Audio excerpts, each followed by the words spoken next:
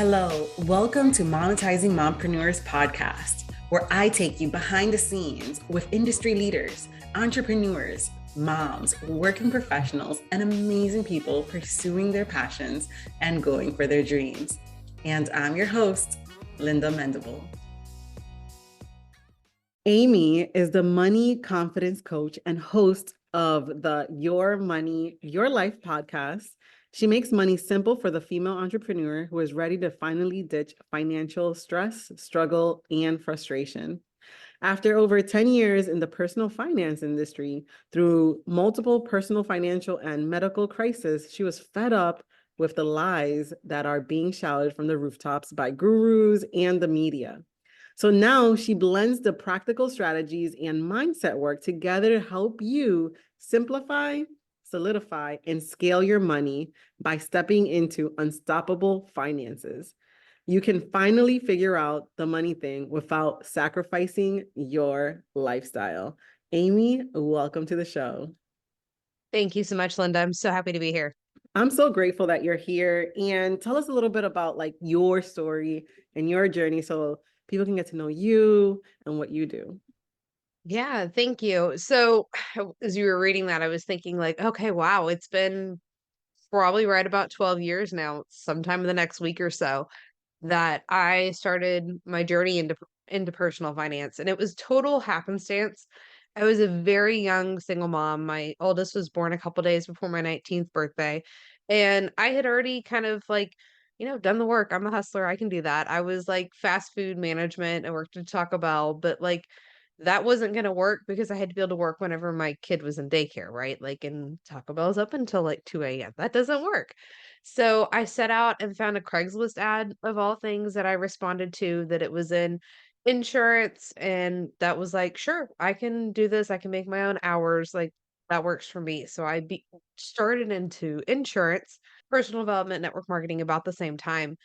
And it really was just kind of like along the way that we learned all this. Like I had done the work, I was putting in the effort, was the least formally educated, youngest, highest paid employee that we had in the office. And a couple years later, I was able to leave my job. I was already kind of like talking about the finances and how important it was. We had worked on our own finances. That was why I was able to leave my job in doing those things. But it wasn't until after my second son was born. So I left my job 3 months pregnant with our second, after I had met and married my husband.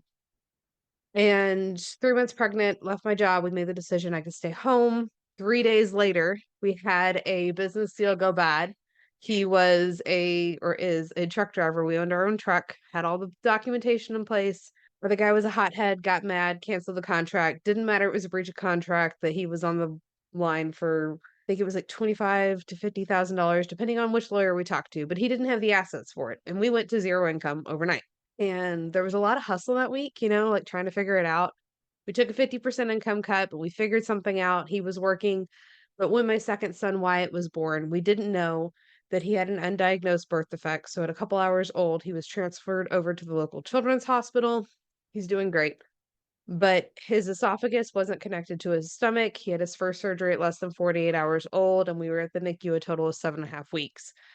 And during that time, I was able to be there for my family when it counted, which was the whole thing that I started like my business for. I wanted to be there with my family in the everyday moments, but it was during that time I created a story, a money mindset story, that I had failed my family because I hadn't hit the income goal yet, when that wasn't even the point. The point was to be there in the everyday moments. And I was doing that. And it wasn't until years later that a coach helped me discover that that was what I was telling myself, that I had failed my family, and really uncover that and work past that money mindset story. And it was that experience that really inspired me to dive into the finances and really figure those out. Because when we do this, when we take care of the things that we happen, we all know stuff's going to happen. Like for a lot of people, 2020 was that wake up call. We're not going to live a life without problems. It's what we do when those problems show up that really makes us unstoppable. Amen. I really like the part that you said that you had to do kind of like this mindset shift about like it wasn't about hitting that goal.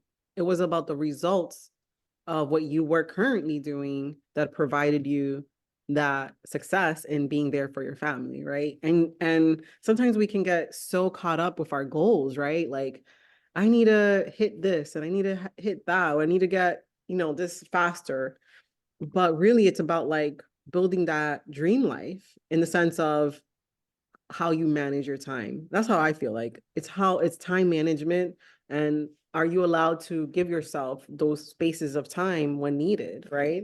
Yeah, for sure. And we'll set these income goals. And even like when we achieve them, we just set the next one. We're not acknowledging and celebrating where we're at. And there's nothing wrong with working towards the next goal, but often we're farther ahead than what we give ourselves credit for. Okay, so when you work with clients, what do they come to you for? Like, where are they at in their life or in their business? Where are they?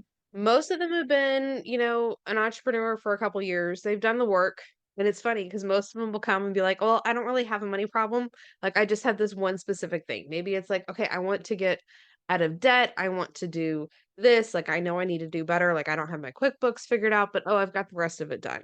And what we uncover is like really, it's the whole holistic system. There's things that we're kind of getting by, like it works, the bills are getting paid, and when we work on those things, then all the other dominoes fall and we take care of all of them. So it's like, I love the idea of, profit first or doing like a business budgeting system, but I'm not ready for that yet because I have to hit my income goal. Or if you're not hitting your income goal and you're doing all the work, because most of the people I work with are action takers, like you're doing the things, you've hosted the summit, you make the offers, and you're not hitting your income goal. Often there's a mindset story there where we're self-sabotaging the work that we are actually doing because, yeah, most time we're working harder than we have to. Yeah, you hit something that was profit first. Are you talking about the book Profit First? Yes. So, I profit first is a great system. Let me preface that. It is works phenomenally if you use it. But for most people, I find it's too overwhelming to set up, or they have to have their bookkeeper set it up and they're like, I have no clue what's going on. They just tell me what to do. And it is fantastic to outsource and have somebody else handle it. Like that's part of the things, like I do bookkeeping services, but you have to know where you're at with the numbers. You have to be hands-on. You have to understand them. It like that relationship there has to be there. So I created my own business budgeting system. It's based off of percentage-based budgeting, just like Profit First is, but I call it Prosperity Simplified because we needed that simple system. I work a lot with solopreneurs, so like it's just you. You have to be able to understand things. We have to be able to do those things and understand it. So yeah, I love Profit First, and that's the one that most everybody's heard of, but for most, I'm like, oh yeah, I see all the time, like, oh yeah, I read that book, but I still need to put it into like application. I love what you hit on, especially with that whole solopreneur. Let's go into that. What is a solopreneur? What is that? Solopreneur is somebody who's like a one-woman show. It'd be a one-man show if we've got guys listening. I mean, mompreneurs probably not, but I have one team member and she works part-time. I'm technically not a solopreneur, but for all intensive traditional business purposes, I am still a solopreneur because she's a virtual assistant. She's fantastic. I love her, but all of the CEO stuff, like, that falls on me. She's doing the work that I've assigned her, but I have to come up with a marketing plan. I have to do all those things. So when it's the one person that's responsible for, let's say 90%, 100% of all the tasks, like, then you're a solopreneur. It is just you figuring it out, and that's definitely doable, but you have to have the right support systems in place. Thank you so much for clarifying that because I feel the same way. Because I feel like I'm a solopreneur because I'm not this huge company.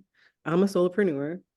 I'm doing the whole marketing plan. I feel like I'm doing like the bulk of the work. I'm the one who's gonna make basically the company is gonna fail, whether it's because it's gonna be on me. It's not really my VA, and I do have kind of like a VA, and then I have someone that edits my podcast, right? A podcast Mhm. manager, I guess. And so, but all the other stuff, all my, my social media, that's me, my reel, that's me, all the things that we're doing it. And I've always wondered, like, what is the definition of that solopreneur? Because I do feel like that solopreneur. So thank you so much for clarifying that. I feel like the people that have like these big teams, that they actually have employees, that's when you're outside of that, that solopreneur range, right? And I did try to do profit first. I tried to set up those. I called up all of my people, like, hey, can we do this at the end of the month? I call up, I emailed, who did I emailed Flow Desk, hey, can we move the date that you withdraw on the end of the month? Because because the system was pretty much having either the the 10th of the month or the end of the month or something like that, and then having a percentage go into these different things. I'm like, it was hard doing that, and I didn't want to contact my bank and be like, hey, can we do these percentages about XYZ? Yeah, and that's the part, like, we have to set that up manually, and I feel, this might be a quick distinction for the solopreneur thing.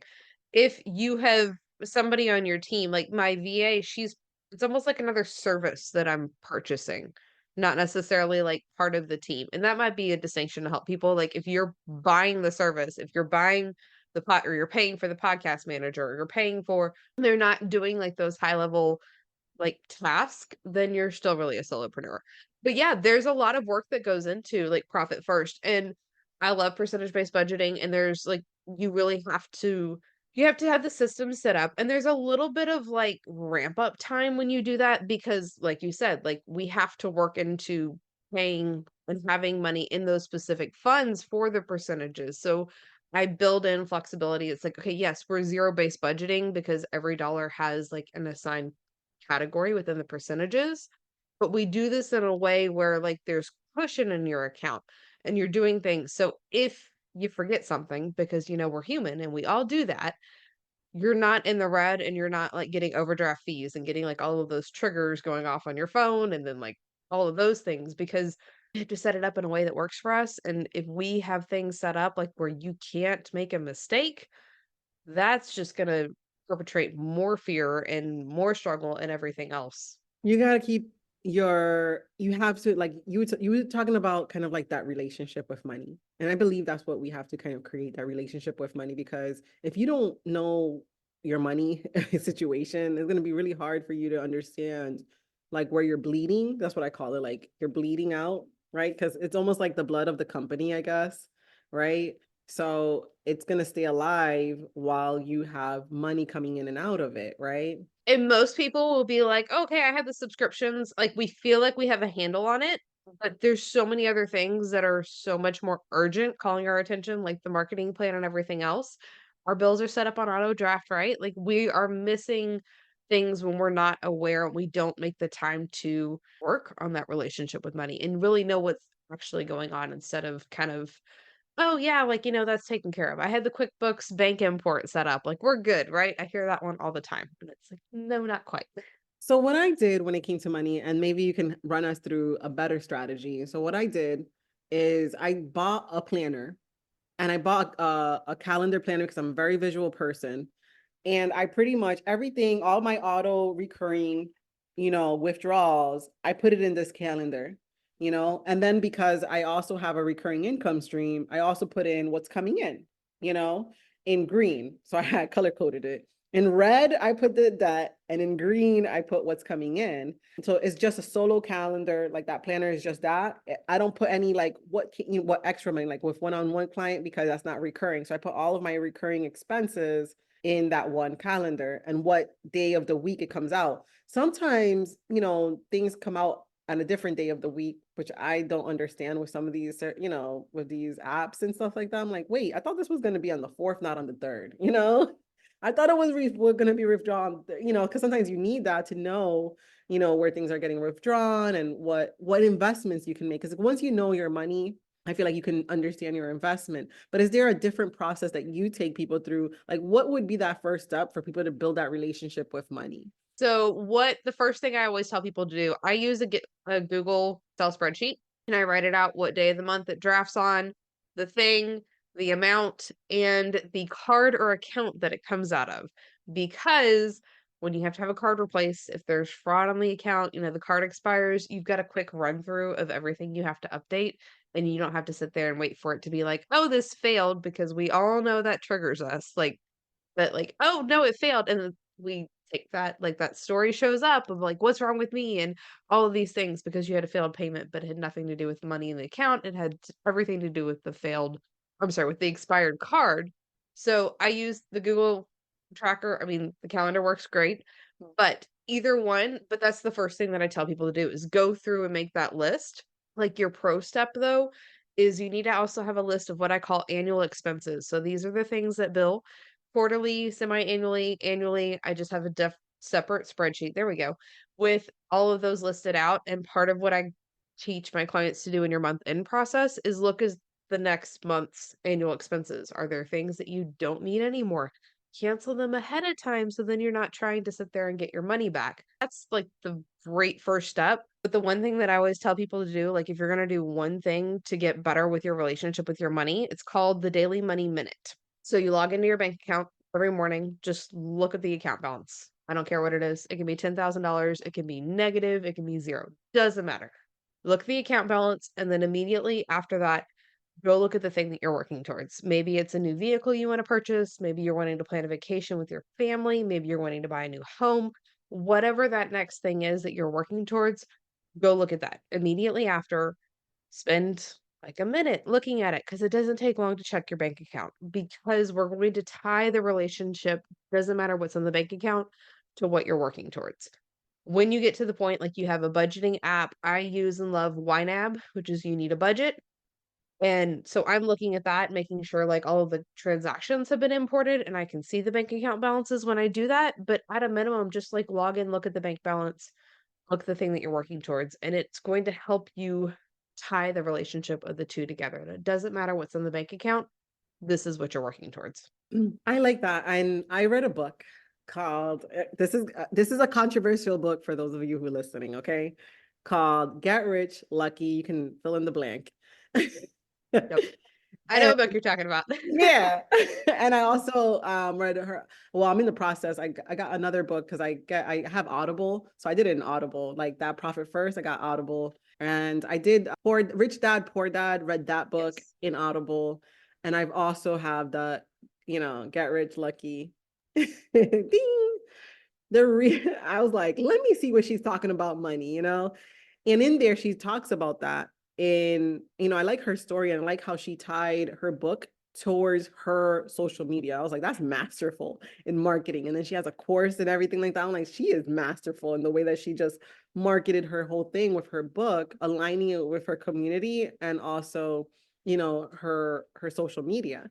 But anyways, he talked about kind of like when it comes to prices with services, she's like either you just stay in the lower bracket, but if you're going to do high ticket, you do a whole bunch of stuff free and just sell that one high ticket. And then she also talked about checking your account daily. She was like she would check her account every single day. I was like, I've never checked my account. Sometimes like, oh, it went through. That's lucky. when I was younger. All right, when I was younger, oh, I had money in it. But that was when I was young. I don't do that anymore. But I now practice that, and it definitely helps. So now we're looking at our money every single day. We got our spreadsheet. We've taken a look at our quarterlies and our yearlies, and we separated our monthly, right? And we're seeing the results. Usually, what is the results that people see? Do they see they're in the red, or do they see themselves like, oh wait, I got some extra wiggle room? Like where are we at? What is the results after you do this? It's normally a combination. Most of us are spending more than we realized, for sure. But a lot of times we're also making more than we realize because we're spending more, we're not seeing as much profit. That's most of the time what is going on.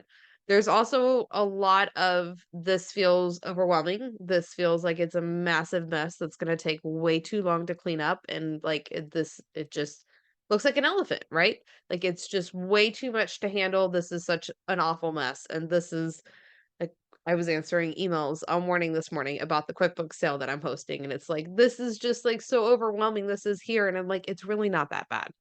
It's just because it's this massive thing that we haven't gotten started. And ready to supercharge your email list? Well, join us in Monetizing Mompreneur Society, where we help you host bundles and summits masterfully. So we give you the tools and the strategy to grow your email list and grow your business. Join us in Monetizing Entrepreneur Society and get in on our beta membership. Right now, we're doing beta pricing and it's the right time to join. So we are giving away a 30-day free trial for our first 100 members. Currently, we have 67 spots. We would love to see you in there. I get what you're saying. You know, it's overwhelming and it can be overwhelming, but I also, the same thing that I did. So the first thing that I did with my husband, with our finances, was like, let's see what money is coming in and coming out. And he was very resistant off of that. It was a fight, and now he loves it. He's like, okay, what are we doing every week? All right, what's the calendar? You know, now he loves it, and he actually sees where the money is going. So I feel like for the people that are overwhelmed, like you gotta just do it, right? Like we just gotta just dive in. Okay, so now we're past the overwhelm. We looked at our money, and what's next? What's the next round? Do we like, oh, I don't need that. Let me scratch that off the list. You know, do we see where we're bleeding? Because that's what I would do. I'm like, okay, where am I overspending? What are my, like, what are the things that I absolutely need, and what are the things that I don't need? Because I do have a Trello board that has like the setup, and that's what I used to have a money boot camp because I knew people didn't do this, you know. And basically it's a Trello board that shows kind of like, I use the last 4 digits of those card numbers that you can have there, so you understand what account is getting pulled what, because sometimes we have multiple accounts. For me, I have a personal account, and then I have my business account. And then I also have my joint account with my husband, and he has his own account as well, you know, that, you know, another personal account for him that he has as well. So we split it in that way, but the majority, the bulk of our income goes into the joint. We're saving or using that money, you know, for buying something at the grocery store, or, you know, like little things like Starbucks, well, or counterculture or something, you know, for little things like, you know, celebrating something, right? What's the next step? Once you know and you have a system set up in place to track like expenses and income, you really, it kind of depends on your goals. Like, what are you working towards? What is the biggest thing that's showing up? I think reviewing your expenses, what you can cut, is a really great place to start. You can also look at your percentages, because calculating your percentages there is another step. If you're not saving and you want to be saving, this would be opening a savings account at a separate bank, because that one step away will keep you from just transferring it back over into your checking account. Having that set up, that can be a plan, the strategy, cutting expenses. I recommend everybody kind of reviews their expenses at least once a quarter. Like, okay, hey, am I not using this anymore? Could I do without this? Like, what are the things that are actually what we need? Because you create like the profit there. And this isn't about like a limitation. I am not one that's like, I tell people like it doesn't, the debt payoff plan, like the debt, I'm sorry, the hardcore debt payoff strategies are not productive at all. And we can talk about that, but a debt payoff plan would be something that you could do. But you have to create a life, yes, that you're enjoying, that you love, and those things. But when you're spending everything, you're not working to get ahead. And we have to find that balance there. So that's where a lot of the work, it depends. Like it's, you know, is it cutting the expenses? Is it the debt payoff? Is it, those are probably the two most popular ones. The next one would be like setting up the percentages, because like most people don't have a play account, and we're either spending way too much on fun or we're not spending anything on fun, and getting those things in place. Those are probably the three key if I had to pick three things that we do most frequently. Yeah, that's definitely our next step about that fun account. Like our personal accounts are our fun accounts for both sides, right? For my husband and I. And that's how I use it. I use it as a fun. But and we just recently, you know, like, because we flipped our home in the craziest market.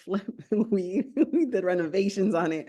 We flipped it, paid off our cars, and now all we have is kind of like taking care of the mortgage, right? Because we were like, we want to get out of debt, and we listened to Dave Ramsey, right? I don't know. Do you know him? I do. I don't agree with him, but I do know him. Okay, yeah, I know I'm getting some things about people that don't agree with Dave Ramsey when it comes to prosperity, I guess. You know, I agree with certain things, such as getting your debt paid off. I do believe in getting your debt paid off. Now, the ways and going about and getting that debt paid off without having fun, I do not agree with that.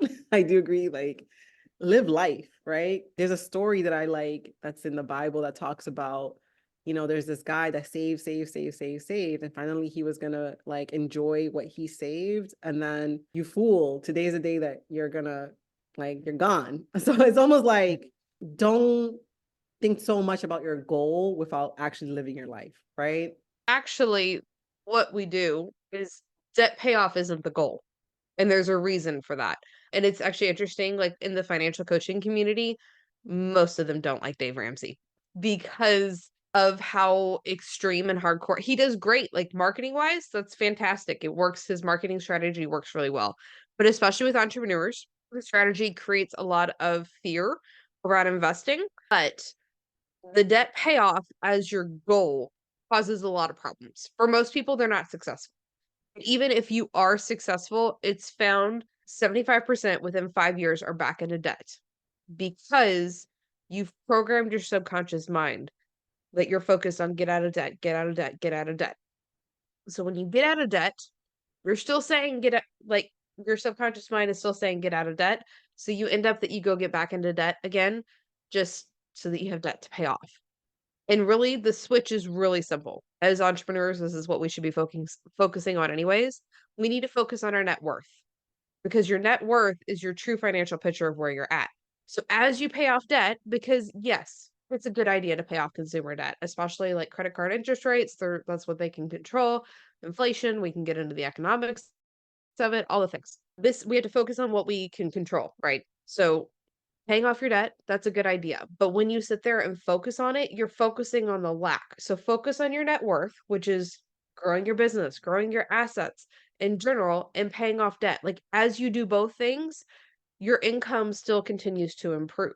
Sorry, your net worth continues to improve, and the debt payoff is just a byproduct. And there's so much focus and judgment, stigma, all of those things that's created around the debt, and it doesn't do any good. You're already like the decision's already made. You already made the purchase, doesn't matter. There is nothing that you can do right now feeling guilty or stressed about this debt that's going to make a difference. So just focus on what you can do moving forward, and then the other part takes care of itself. Like the month that we made this switch, my husband had been hospitalized. He was out of work for 90 days, no income. We hospital stay ended up we had 6 figures of medical debt essentially overnight. We did all the right things. He was in between job or new to the job, so we were in the waiting period for the insurance. So, you go to the county hospital. He worked in a different county than we lived. So there was zero help with any of the medical bills. 6 figures of medical debt overnight. I'm already a financial coach at this point too. So we can talk about like the imposter syndrome that's showing up.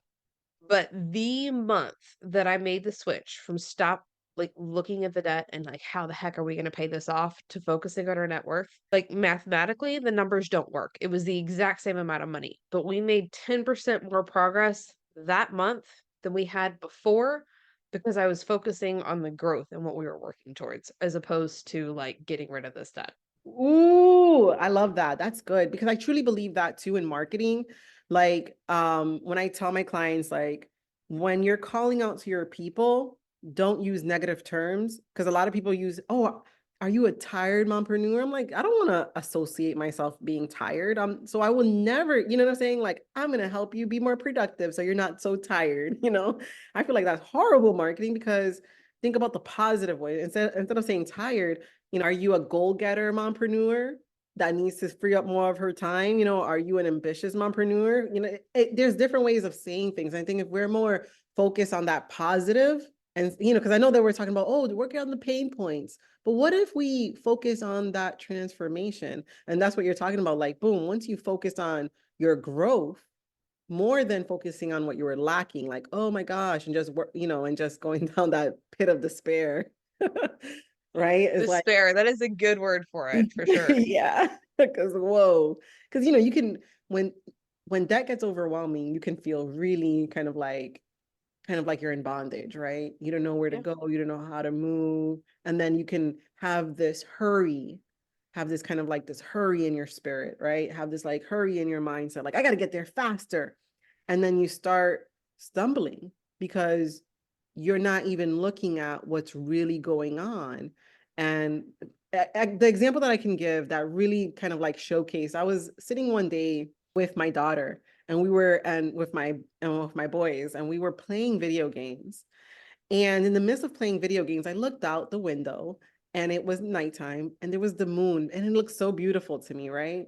And I said to my kids, look at the moon. Wow, look at it. Do you guys see it? So beautiful. And in a rush, for my daughter was didn't want to miss out on the game and was rushing to look at the moon, right? And in that rush, she stumbled and fell. And I just felt like that was just like a God moment for me. Like, Linda, I see you rushing. I see you rushing to get there. Like, eliminate rush as because you're going to stumble if you ever feel rushed or rushed to get to a certain point, you got to stop yourself and say, hey, what's really going on? Because when we see our kids rushing, they're tripping, right? They're going to trip somewhere, they're going to fall. Imagine us with things, with certain things that we're doing in our business. And so that was very eye-opening for me because I want to get to a certain place fast. But if I'm in that hurry, I'm not gonna see what's really going on. I'm not gonna see the moon. I'm not gonna be able to see that beautiful thing over there because she didn't even get a chance to see it because she just fell flat, right? So tell us a little bit more about mindset, right? So we got into the budgeting, and we won't be able to do nothing without the mindset, right? Let's say there's an entrepreneur listening to this, they're a solopreneur like us, and they want to increase their income. What is the mindset that you'll take them through? Kind of already been doing it because the mindset is built into everything. So the focusing on your net worth is your mindset. There's always a 3-question exercise. It's like one of the first things that we do. So just grab a sheet of paper. And I always have to preface this with, I know we're in the personal development space. So whatever comes to mind first, write that down. Don't like discount that. Like, oh, I know better. I know that that's not true. That's not accurate because we all do those things. So it's 3 simple questions. The first one is money is whatever comes to mind first. You're filling in the blank. Write that down. The second one is wealth is, and again, whatever comes to mind first, write it down. And then the third one is the reason I haven't achieved my financial goals. Write it down. For most people, with that one, your instinctual answer is, I don't know. No, I actually, so I'll tell you my answer. So my Okay, answer go for it. was money is a tool. The second one, wealth is achievable. And the third one for me was mindset. What's holding you back? Mindset. I like it. Most people do tell me, they're like, I don't know. Like, I don't know. So then my question always to them is, if you had to guess, like, what would your guess be? And most of the time when we come up with that, it's either our mindset or we're not in front of enough people as entrepreneurs, because that always feels like we don't have enough. Like we have to get in front of more people. We have to get in front of more people. So when we continually work on our mindset, yes, this is the part when it comes to your finances, like we never arrive. This is like, what's the Zig Ziglar quote? Like you took a shower yesterday and you got to take a shower again. I know that's not exactly what it is, but like we have to continually work on our finances. This is not like a check mark. We're done, never have to do it again, but we can also use our mindset. It's like a coping mechanism. Oh, I haven't hit this yet because I have to continue to work on my mindset. And it feels like we are never enough. But when you can come to a place where yes, we have to work through like our money mindset stories, but you're doing the work that you need to. This is like a much more like that's the tactical masculine energy. Do the things that we need to. Are you making the offers? Are you showing up consistently? Are you doing the things? But you also have to trust in yourself enough that it's going to work and not get caught up in the like, oh, okay, I have to keep doing more. I have to keep doing more, but trusting in yourself that, you're the right person for the right people. So you're either the one or the one that got away. And you have to be able to find that balance. And that is probably one of the biggest things. When we work through like our feelings of, I'm not worthy of charging money, whether it's something that we heard growing up, we experienced that, there was lack, and we have this fear of success, this fear of failure. Those things are there. And yes, we need to work through them, but just creating that energy, that space that like, it'll work out. Like, I don't know how the heck it's gonna work out, but you know that it'll work out. And I know, Linda, we talked a little bit about like where I'm at currently. And for the listeners, my husband and I have recently separated. I have not been making a full-time income. Wasn't really a priority. Like I've always loved what I do. And yes, like that was a goal at one point, but I have 4 young children at home that I'm homeschooling. And so it was just like, wasn't a big deal to me. So now there's this almost a sense of pressure, right, to make the income. And I've had several people ask, are like, okay, so what are you gonna do now? And for me, there's this like I've built my business to scale. I always have because of the homeschooling. Like I really don't do a lot of one-to-one coaching clients at all. I built my business to scale with the capacity, like with group coaching programs, with using Voxer support that's able to do that because I knew that like I had a coach that was fantastic, but he did 21-hour Zoom calls a week. And it's like, I can't do that. That's not feasible for me. So it's always been built to scale. So I know the system, the structure is already in place. It's just a matter of how it'll work. Like I have the doors open, it's making the offers, it's doing the things and trusting that it'll work out. Yeah, there might be struggle in here, but I'm doing the part that I need to. And I'm confident enough in my ability and my skills that it's going to show up. And even like just trusting on God, my creator, my provide. He's my father. He's my provider. I don't know what it'll look like. Maybe it won't necessarily come from this business, but there's confidence and trust there and knowing like it'll be okay. I'm doing what I need to. And that is the mindset piece that I think we have to work on the most. Wow, that is so powerful. We do have to have the faith. And you're right about that. Because if you have no faith, that's what you're gonna receive. Nothing. And it's in 11:6 that says, without faith, it's impossible to please God. And I'm gonna tell you something. And one of the reasons kind of like we have like Monetizing Mompreneur Society is because when you're approaching your business and you look at it and you're trying to get new clients and stuff like that, I believe one of the greatest things is to do blogging. But when I stumbled on to the bundles and summits, I saw that that was the fastest path to growth in the market, to be honest with you, just because you get on people's email lists, they get into your world and you validate your offer. If you are, girl, I would suggest get into a bundle if you haven't already. Have you done bundles? Yeah. I'm Yeah. in one right now. Okay. But I do 1 to 2 bundles a month. Good.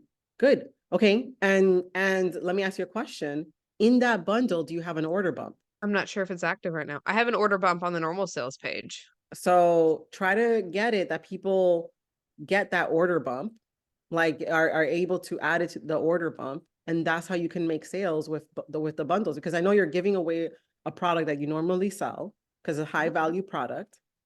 And if you provide an aligned offer in the order bump, that's how you create a sale. Easy. And then that's how you can also validate your offer. Because if you can validate also your funnel. That's a funnel, right? And then you can automate that, depending on how, because sometimes it's a volumes game. And let me tell you, when I stumbled onto that, I was like, I'm diving all in because I was looking for a strategy for for mompreneurs to not just grow with social media, right? Because social media is a beast. Let's be real. Like I gotta post a reel every day. You don't really have to, but I gotta develop content. Bundles is a way that you can come into align with other people that are also growing, also providing value, and you can turn a cold lead into a hot prospect into a sale immediately. So put that order bump, girl, and maybe add those upsells and downsells. It's in the confirmation email right now. And I'm redoing the confirmation page that's on my to-do list for today. But yeah, I have in the email funnel on the back end is the order bump upsell offer. And then of course they go through the funnel too. Try to do it on. So what do you? Well, that's for another episode. But I'm just so passionate about bundles, and I'm just so passionate about it because I was like, wow, if I only knew about this, in the beginning, this would have been fantastic. But Yeah. anyway, right? Like shoot, because I was struggling, because the emails, right? I remember I was struggling like getting emails. Like it was just slow growth. It was not even like it was just slow. I was like, I need to get this quicker than this. Anyways, back to mindset. We were digressing. back to mindset. If there was one thing that you can leave us with that was a miracle for your life, especially in the season that you're in, like feel completely confident in where you're at and where you're going, and you understand like your business system's already set out. You already can accept, you're already ready to scale, right? You're already ready for that scale and everything like that. But what is that one thing that led you to this place or led you into that confidence, right? And what do you think attributes to that success? There's a lot of continuous work and learning from those people that I feel aligned with, but the celebration list. So every single day, there's a there's a multi-pronged journaling process that I do, but I write down a celebration list. So finding at least 5 things that I've accomplished each and every day. Because as the high achiever that I am, we can focus a lot on the things that we haven't gotten done. And we can discount. I have a $9 membership and it's $9. Doesn't necessarily feel like groundbreaking money, right? But when you can celebrate and appreciate the little things like that, that's what the celebration list does. And it helps you stay in that space and appreciating what you've already done and what you have accomplished and seeing the value in that instead of all of the it's not enough. We have somewhere to get to and all of those thought processes. I love that. That's actually fantastic. I don't even have a list like that. I need to create one today because I get caught up in my failure sometimes. I get caught up in like, well, that email wasn't sent. I didn't, that workflow wasn't done. This wasn't done. I dropped the ball here. And I used to do that with parenting. I used to focus on the bad. I'm like, what am I gonna remember when I look back? All my bad moments? Because sometimes whatever you focus on is what's gonna be instilled in your memories, right? And I decided when it came to my children that in the end of the night, what I'm going to focus on, what did I do right? What did I do right as a mom? Because that negative chatter is cray cray and it can mess you up and it can mess up your success. And I saw that in order for me to grow my business and grow in my family life, like our experiences, I had to change my perspective. And like we were talking about, right? Changing kind of like instead of what you're lacking, look at what's growing. And I think that's incredible. I think that's the way to go, especially just shifting that mindset to the positive will help us grow. Because have you ever had those days? Someone called it a vulnerability hangover. Have you ever had those days that things just did like I had a day like that. I think it was yesterday that girl, I failed a lot of things, and I was in this kind of like, oh man, I dropped the ball here and was dipping over into kind of like, my with my husband and all that. So if we're not careful, we can cause these negative moments to dip into our personal life, right? I had to deal with a lot of self chatter and eliminate a lot of it. And I love that celebration list. Okay, is there any one more? Give us one more. Give us one more. Well, quick note on the celebration list. Like it can be anything because this is who you are as a person and you're not just one thing. You're not just an entrepreneur, you're not just a mom. This is like your different it's almost like different characters, but it's still you. You know how you like when you play a video game, you can switch characters, Mhm. but they're all still you. You're still the one that's playing the game. So it doesn't matter. Maybe it's a rough day in business. So you focus on what you did as a parent. Maybe you focus on what you did for yourself. I've had days where, like, the fact that I took a shower and washed my hair made the list because it felt so impossible and I made the time to get it done. Like, we have these tough days. What happened? Like, why did that come up? Was it something that was said, hate or commented on social media? This email didn't go the way that you thought it would. Like, what happened? And what were the thoughts that you had about yourself? Yeah, most of the time they're not true. Like, we've created these stories. Now, feelings are true, like, we have feelings, yes, but the thoughts that are powering them aren't necessarily accurate. They feel true, it feels real, but it's not necessarily accurate because we can jump our subconscious mind is designed to protect us. So, when it feels like we are in trouble, like, we shut down, and it's working to uncover why and acknowledging and telling most of the time, like, it's your inner child, like, "You're okay, you are safe, you are loved, you're worthy, you're all these things," and that whatever thing came up, like, feel it, acknowledge it, but then release it, let it go. have those moments where you just honor the emotion. Like, it's okay to have that rough day. Like, go watch a sad movie, make yourself cry, get it out, and then keep going. Like, it's not a big deal. Oh man, I think it is about like figuring out how to bounce back as quick as possible because there's things that's gonna take us from, wow, I didn't expect that. And man, and you can dwell on it and you can look back and turn into a pillar of salt or or you can move forward. And I think that's the key. That's what I'm learning is almost like I held myself back for a long time. And I'll give you an example. Like when we were moving and I had to upgrade my phone and I was creating reels that I never released. I just never would really, I just create it and they're beautiful. They were like for and I love them. I wasn't even doing them for like the audience or anything. It was just because I was doing it for me, but I never put them out there, Cause sometimes I scroll to my family reels sometimes, and if it's funny, like our latest one was me and my husband dancing. And sometimes my boys are like, I want to see it again. Which I think is hilarious. I changed phones. And so all those videos, all those reels were deleted. And from that, I was like, you know what? Once I got to a space that because I always record, I'm always recording. I want to remember these memories. I said, and once I got into a space that was able to like, you know what, I could post a reel a day, and I did. And because I was like, you know what, I don't want to hold myself back anymore. Just because I'm scared of the judgment. I am. I'm scared that, especially like I didn't even want to talk about solopreneur because I was scared that someone's gonna come at me and be like, no, Linda, you're not a solopreneur because you have somebody on your team. Eh. I was like, no, wait. Like I am scared of the negative comments and I am scared of like someone trying to be like, oh, what Linda is saying is wrong because XYZ. And recently I released a reel of my results of posting a reel once a day for 3 months. I doubled my IG growth. Now that's not something I recommend for everyone to do. And I put it as a case study. But then I see somebody else that has a huge following saying, oh, you don't need to post a reel a day to, and I've almost felt bashed, even though Mm. she follows, I know she's not talking to me, but I felt attacked a little bit like, oh, wait, I'm not saying for people to do this. Please don't misunderstand me. But sometimes we have these moments, right? That what is our negative self-talk, like you were talking about? Mhm. But, I think we're all scared in a little bit out here.